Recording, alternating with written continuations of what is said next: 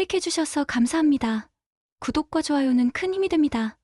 그럼 바로 영상 시작하겠습니다. 옛날 황해도 깊은 골짜기에 이서룬이라는 나무꾼이 살고 있었습니다. 이서룬은 무던하고 순박하여 마을 사람들 사이에서는 순대라는 별명으로 불리곤 하였습니다. 그 양반은 정말 하늘이 내린 심성이라니까? 바보처럼 착해 빠졌지 뭐야. 그런데도 화도 한 번 안 내고 사람 좋게 웃기만 하잖아. 이서룬의 아내 정단이는 그와는 반대로 똑 부러지는 성품의 눈부시게 아름다웠습니다. 그녀가 길을 지나갈 때마다 사람들은 뒤를 돌아보았고 어떤 이들은 아깝다는 듯 탄식을 내뱉곤 했습니다. 세상에, 저런 여인이 저 순한 나무꾼의 아내라니. 천운이 따랐구만. 복도 지지리도 많은 양반이지. 이서룬과 정단이는 낡은 초가 삼간에 살았지만 서로를 극진히 아끼며 날마다 웃음이 끊이지 않았습니다. 가난했지만 마음만은 늘 풍요로웠습니다. 그러던 어느 겨울날 산에 나무를 하러 갔던 이서룬은 눈 속에 쓰러진 한 남자를 발견하였습니다. 추위에 지친 젊은 남자의 몸은 얼음장처럼 식어 있었고 얼굴은 창백했습니다. 이봐요.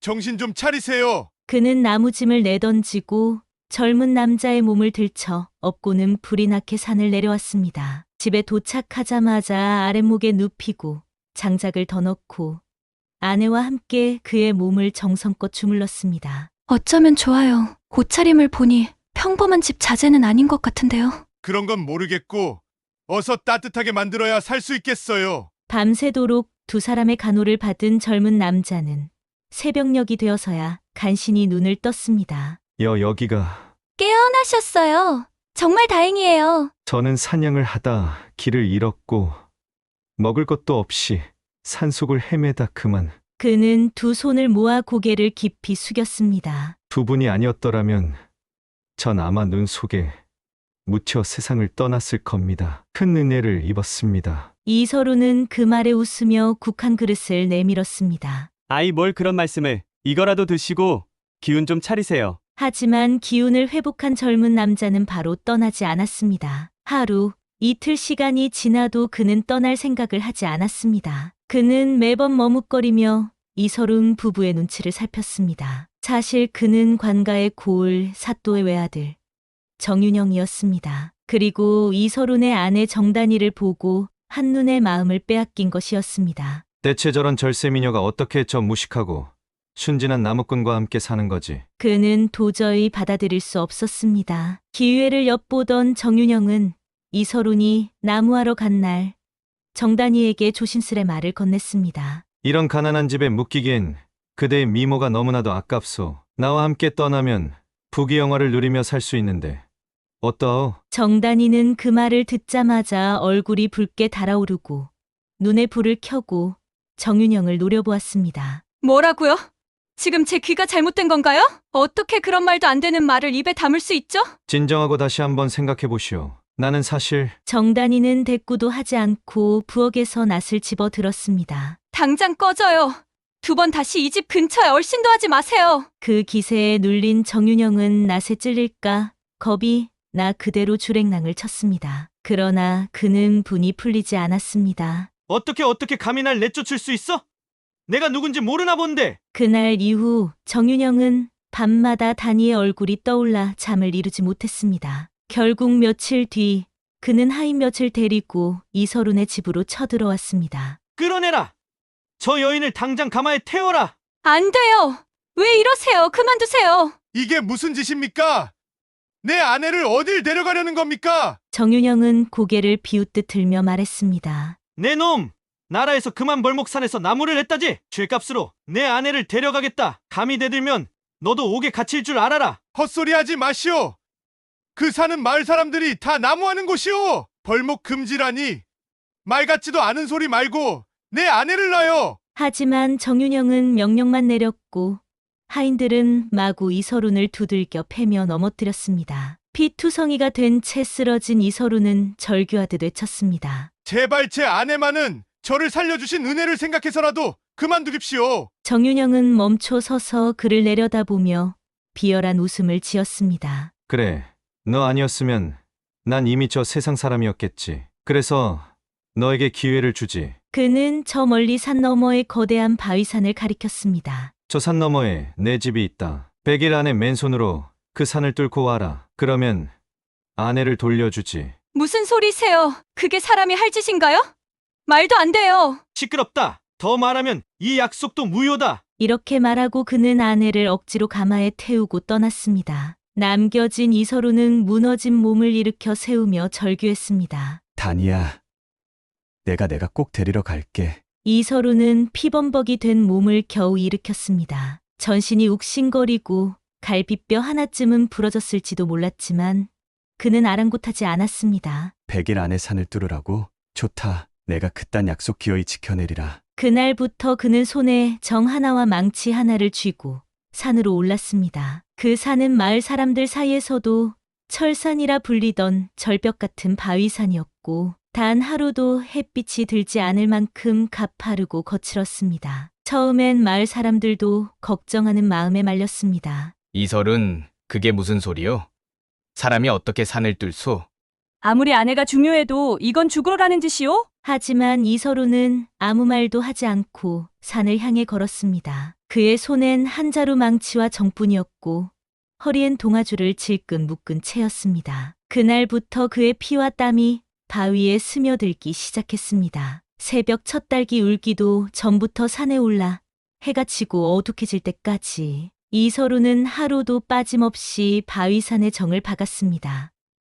쿵, 또 쿵. 철벽 같은 바위는 좀처럼 깨지지 않았습니다. 맡겨둔 자리엔 겨우 손바닥만 한 홈이 파였을 뿐이었습니다. 하지만 그는 하루하루 바위에 정을 꽂고 다음 날이면 다시 그 자리를 향해 망치를 들었습니다. 다니야, 기다려라. 내가 반드시 데리러 간다. 날이 갈수록 손은 피투성이가 되었고 굳은 살 위에 또 굳은 살이 잡혔습니다. 밤엔 동굴 바위 틈에 몸을 숨긴 채 떨어지는 이슬과 바람 속에 추위에 떨며 잤고 비가 오면 비를 맞으며 눈이 내리면 눈 속에 묻힌 채 그는 일했습니다. 어느덧 소문은 마을을 넘어 다른 고을까지 퍼졌습니다. 아직도 그 산에 바위 깨러 다닌다더라. 아이고, 그 사람 목숨이 여러 개라도 되나? 이제 곧 2달째라지? 사람 마음이 저렇게 지독할 수가 있구먼. 어떤 이는 그의 정신을 의심했고 어떤 이는 눈물겹다며 탄식했습니다. 하지만 이서루는 누구의 말에도 흔들리지 않았습니다. 산을 깨려는 것이 아니라 자신이 지키지 못한 아내와의 삶을 되찾고자 그는 그날도 바위에 정을 꽂았습니다.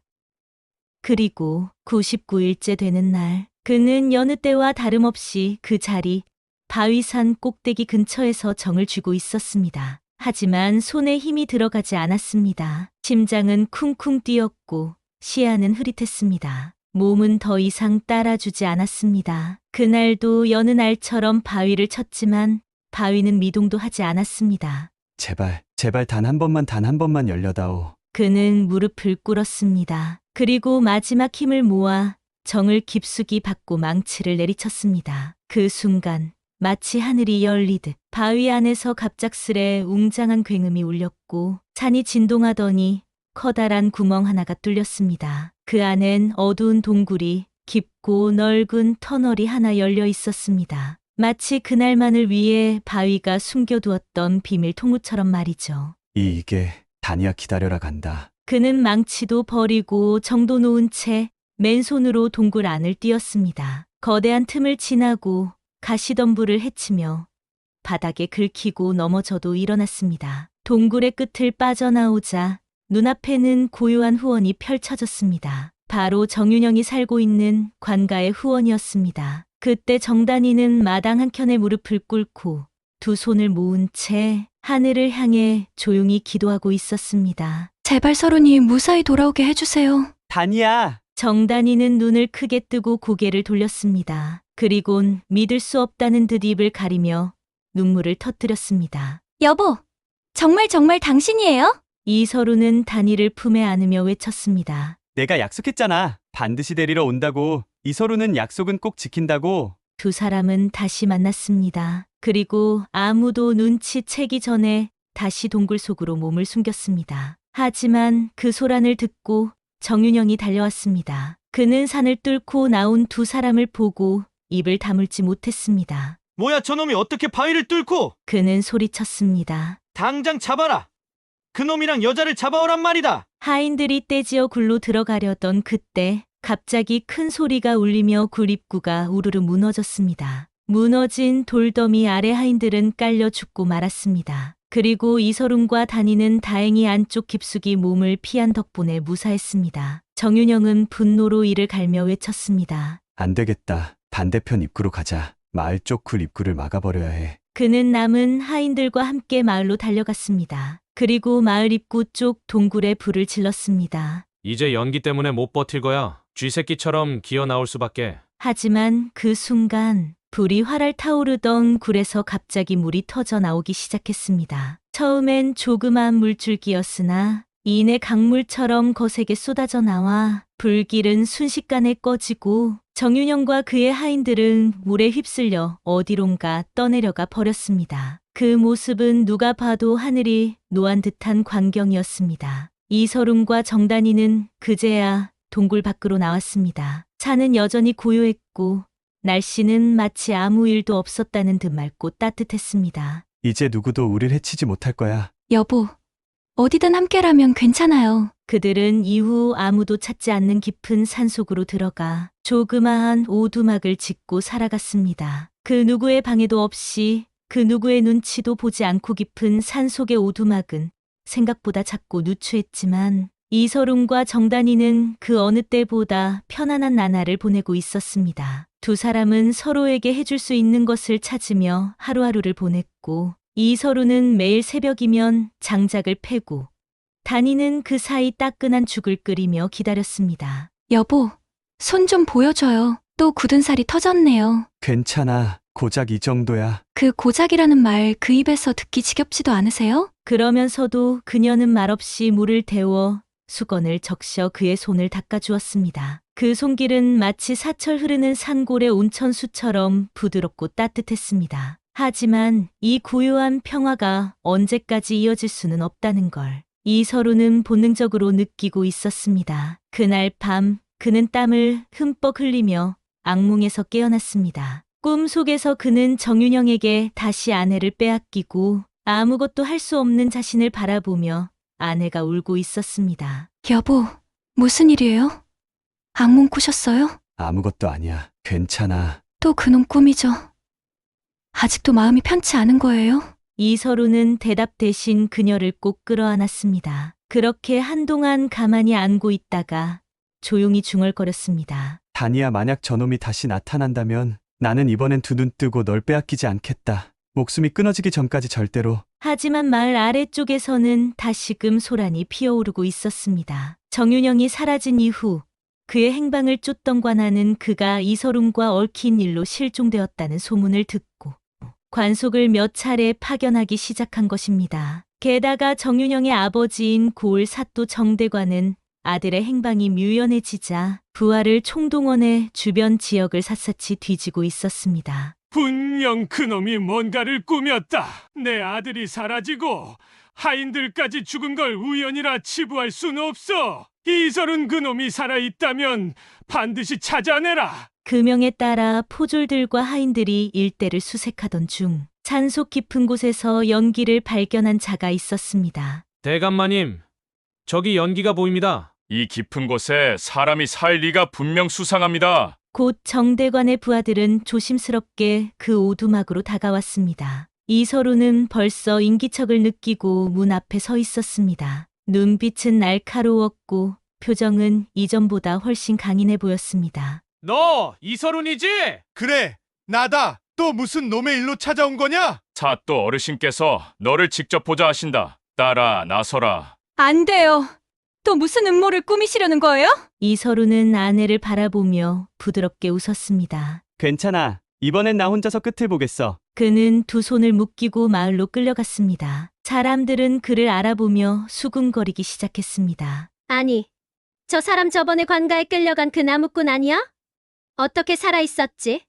정윤영 도련님이 실종된 것도 저 사람 때문이라는 말이 있다더군. 관가 앞에서 이서lun은 정대관과 마주했습니다. 정대관은 의자에 앉은 채 이서lun을 위해서 내려다보며 말했습니다. 내 놈, 내 아들에게 무슨 짓을 한 것이냐? 내 아들 살아서 떠내려갔겠지. 하늘이 그자를 벌한 거요. 나는 손끝 하나 대지 않았소. 정대관은 책상을 치며 소리쳤습니다. 거짓말 마라. 내 아들이 이유도 없이 죽을 리 없지 않느냐? 그럼 직접 물어보시오. 나는 그저 약속을 지킨 것뿐이오. 정대관은 눈을 부릅뜨고 명을 내렸습니다. 이놈을 옥에 가두고 고문하라. 진실이 나올 때까지 절대 풀지 마라. 그렇게 이서루는 다시 차디찬 옥에 갇히게 되었습니다. 하지만 그는 이번에도 포기하지 않았습니다. 온몸이 피범벅이 되어도 이를 악물고 버텼습니다. 한편 정단이는 산속 오두막에서 눈물로 밤을 지새우며 혼자 길을 나섰습니다. 이대로는 안 돼, 내가 당신을 구해야 해요. 그녀는 바로 장터로 향했습니다. 장터에는 이 마을에서 가장 신망이 높다는 장객주가 있었습니다. 예전 관아와 거래를 끊고 독자적으로 상단을 운영하던 그는 부패한 관가에 반감을 품고 있던 인물이기도 했습니다. 객주 어르신, 제 이야기를 들어주세요. 대체 무슨 일인고? 이 밤중에. 정단이는 숨겨왔던 모든 진실을 하나하나 말했습니다. 그녀의 눈물 어린 고백은 장객주의 마음을 움직였습니다. 그래, 그 정윤영이라는 놈 내가 예전부터 수상하다 했지.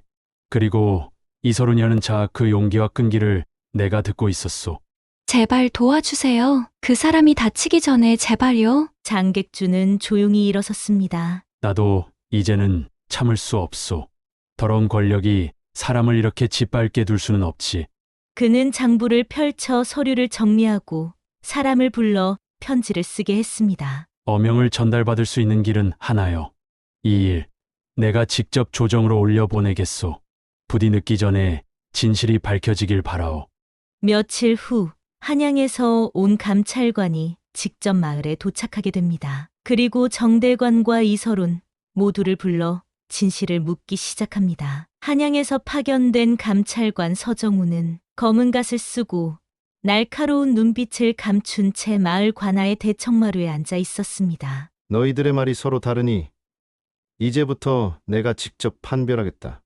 이서룬, 자네는 진실을 모두 이야기하라. 예, 감찰 어르신. 이서루는 깊게 숨을 들이쉬고 처음 그날 산에서 쓰러진 정윤영을 구했던 순간부터 그가 아내에게 했던 패악한 말, 낫을 들고 쫓아낸 일, 그리고 끌려가며 100일 안에 바위산을 뚫으면 아내를 돌려주겠다는 약속까지 하나하나 빠짐없이 모두 말했습니다. 서정우는 고개를 끄덕이며 차분히 말했습니다. 흥미롭군. 그럼 이제 정대관, 자네의 말을 들어보겠다.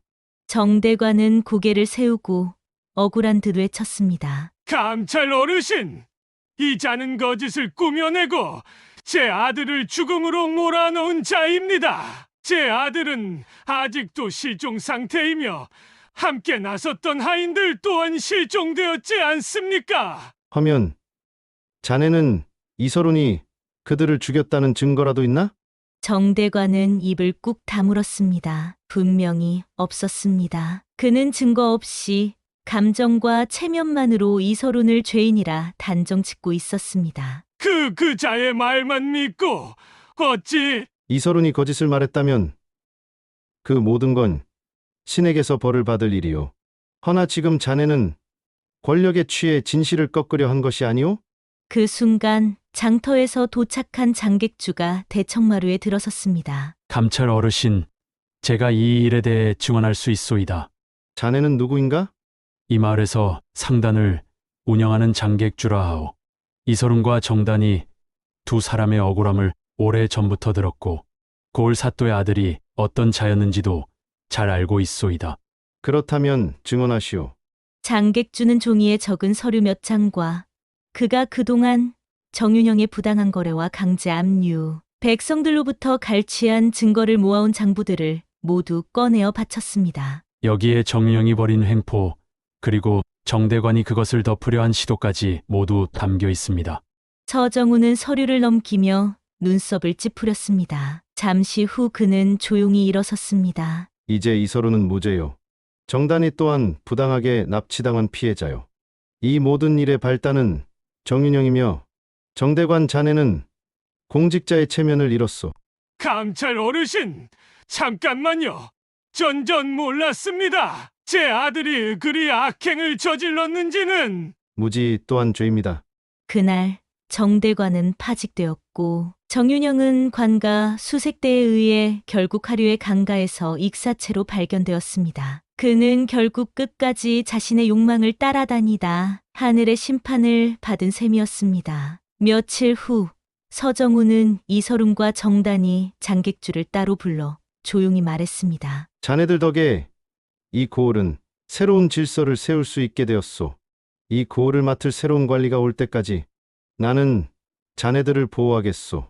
고맙습니다. 감찰 어르신. 그리고 장객주, 당신이 모은 자료는 많은 백성들을 구할 것이오. 이 일 나라에서도 반드시 공으로 인정할 것이오. 전 그저 더러운 권세를 참을 수 없어 움직였을 뿐이오.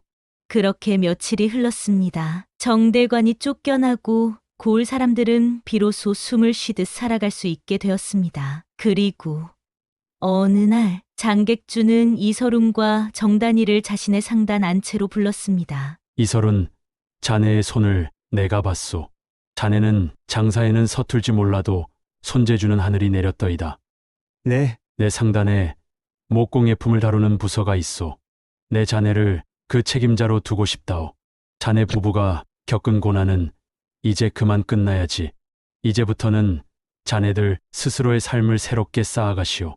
그 말에 이서lun과 정단이는 말없이 고개를 숙이며 눈물을 닦았습니다. 반드시 보답하겠습니다. 그날 이후 이서lun은 나무를 깎고 조각하며 단단하고도 섬세한 손길로 아름다운 작품을 만들어냈습니다. 정단이는 상단의 재정과 서류를 맡아 관리하며 단아하고 침착한 모습으로 사람들에게 신뢰를 얻었습니다. 그리고 몇 달 후 두 사람은 장객주의 뒷마당에 조그마한 집을 새로 지어 정식으로 분가하였습니다. 그곳에서 그들은 서로의 손을 놓지 않고 말 없는 신뢰와 함께 조용히 살아갔습니다. 더 이상 도망치지 않았고 더 이상 빼앗기지 않았습니다. 오늘의 교훈은 불효불굴. 아무리 꺾이고 짓밟혀도 끝내 굽히지 않는 마음만이 세상을 되돌리고 사랑을 지켜냅니다. 여러분들은 어떠신가요? 누군가를 위해 끝까지 싸워본 적 있으신가요?